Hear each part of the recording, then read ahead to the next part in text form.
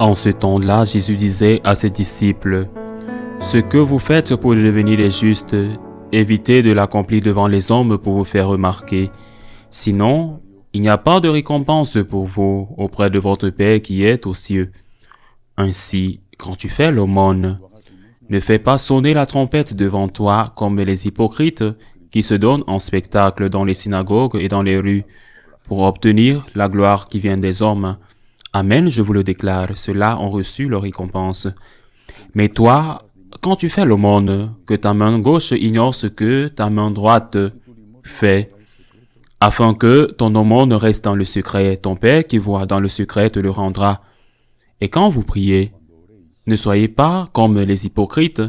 Ils aiment à se tenir debout dans les synagogues et au carrefour pour bien se montrer aux hommes quand ils prient.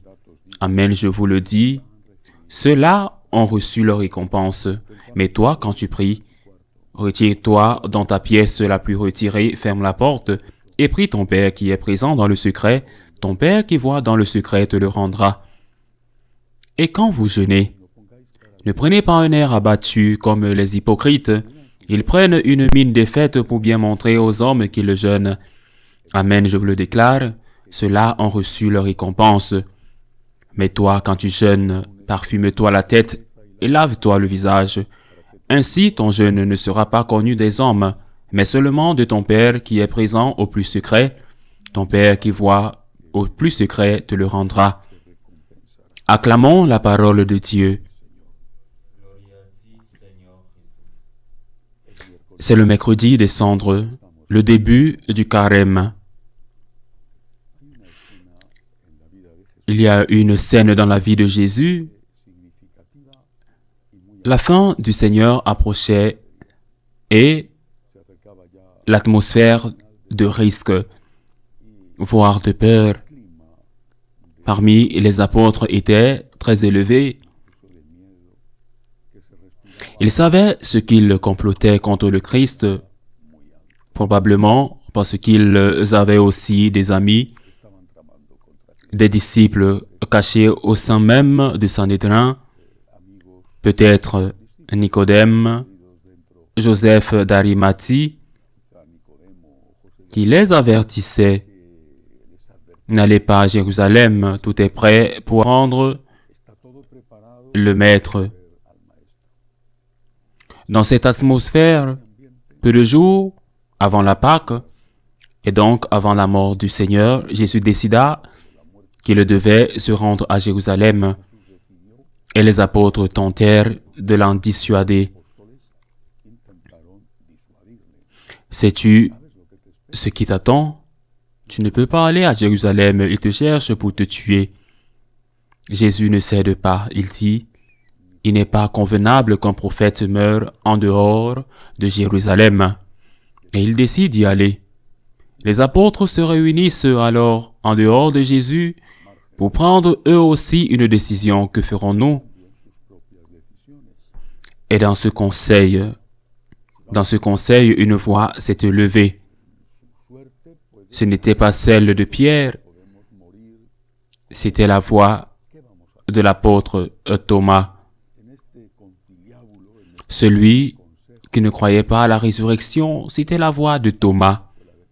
Et il a dit, « Allons à Jérusalem pour mourir avec lui. » C'est une phrase impressionnante. « Allons à Jérusalem pour mourir avec lui. » Il savait qu'il risquait de mourir et il voulait être avec lui. Pourquoi est-ce que j'aime me souvenir de cette phrase au début du carême? Parce que le carême, ce sont les 40 jours de préparation à Pâques, à la mort et à la résurrection du Seigneur. Et nous aujourd'hui, en ce jour de l'histoire, mais nous sommes chrétiens depuis le tout premier moment, depuis ce moment initial. Lorsqu'ils se sont mis en route vers Jérusalem, nous avons décidé d'accompagner Jésus. Les 40 jours de carême sont des jours d'accompagnement proche, immédiat. Même aujourd'hui, lorsque les catéchumènes sont préparés au baptême, dans la nuit de Pâques, même aujourd'hui, ces jours sont vécus avec une intensité particulière. La préparation ne se fait pas seulement en 40 jours. Aujourd'hui, mais même aujourd'hui, ils sont vécus avec intensité. Dans l'Antiquité aussi, ces 40 jours étaient particulièrement intenses. Pour se préparer au baptême, on fait un chemin de préparation à la suite du Christ, qui inclut pour le catéchumène l'acceptation de la croix. Nous allons à Jérusalem pour mourir avec lui. Ils n'avaient pas la foi en la résurrection, mais ils avaient de l'amour. Ils ne croyaient pas à la résurrection et que Jésus leur avait dit, mais ils les avaient de l'amour pour Jésus. Nous allons à Jérusalem pour mourir avec lui. Nous allons l'accompagner.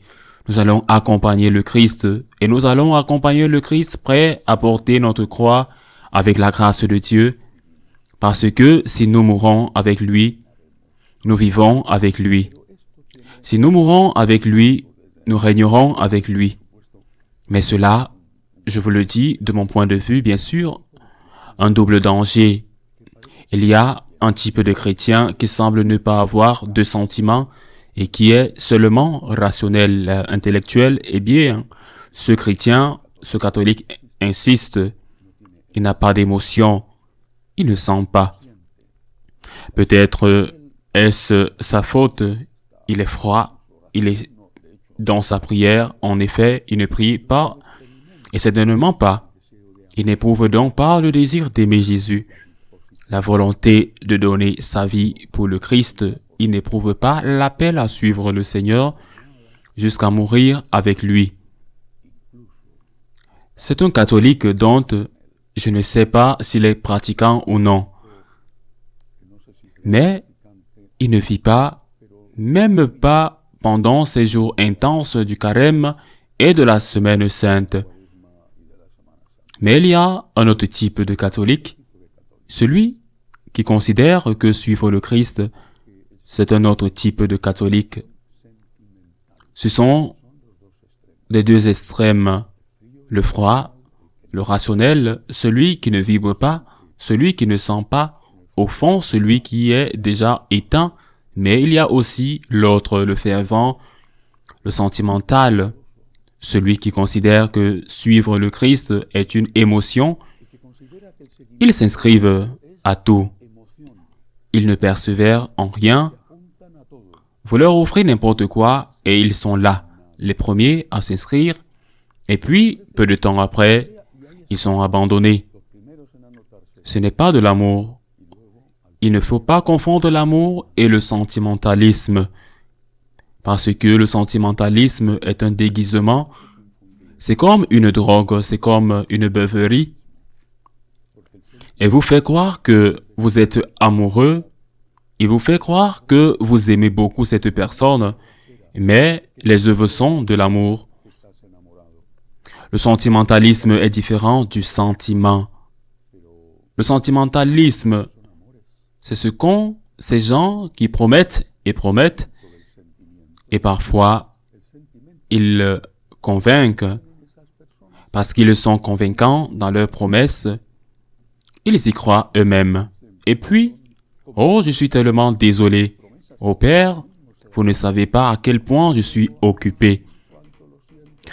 Le sentimentalisme et le sentimentaliste ne sont pas capables de suivre Jésus.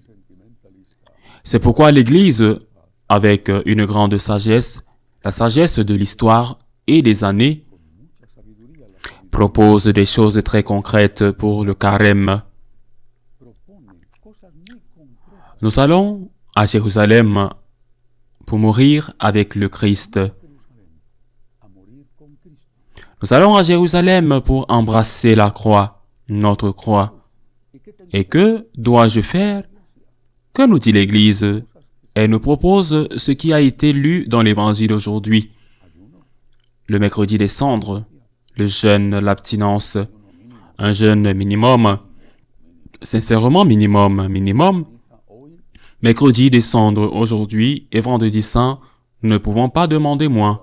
Abstinence, ne pas manger de viande tous les vendredis du carême, en réalité, c'est tous les vendredis de l'année que nous ne devons pas manger de viande, mais cela peut être remplacé par la pénitence, le jeûne, l'abstinence, la prière, mais une prière persévérante, pas une prière de « aujourd'hui je sens et aujourd'hui je fais, demain je ne sentirai plus, je n'aurai plus envie, je ne le ferai plus ». La lutte contre le sentimentalisme est essentielle pour vivre vraiment le christianisme et il n'y a pas de personne plus ennuyeuse que celles qui promettent et ne tiennent pas leurs promesses parce qu'elles vous trompent. Prière persévérante, Eucharistie quotidienne. Et si vous ne pouvez pas, parce qu'il y a des circonstances qui le rendent impossible, par exemple l'âge, et si vous ne pouvez pas l'Eucharistie à la télévision, au moins cela jeûne. Abstinence, prière, Eucharistie, confession, aumône. Aumône de la générosité. Si vous n'êtes pas capable de mettre la main à la poche pour aider celui qui souffre, en qui se trouve le Christ, comment voulez-vous mourir pour le Christ? Quelle histoire, quelle hypocrisie, quelle fausseté, quelle sensiblerie chez ceux qui disent aimer le Christ et manger les saints et qui ne sont pas capables d'aider leurs frères qui souffrent. Si vous n'êtes pas capable de faire l'aumône, si vous êtes des avares, comment voulez-vous mourir pour le Christ?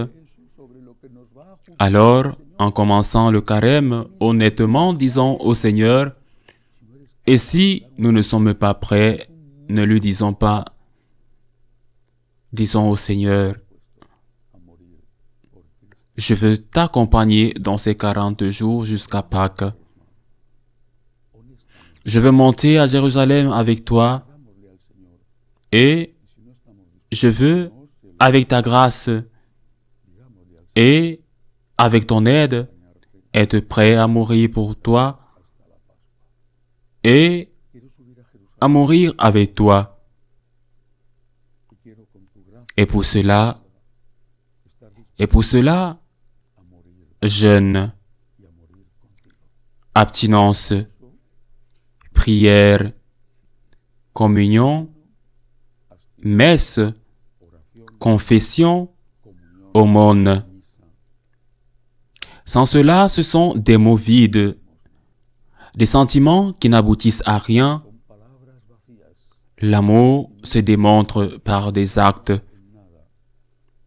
Allons à Jérusalem pour mourir avec le Christ, parce qu'ainsi nous ressusciterons avec le Christ.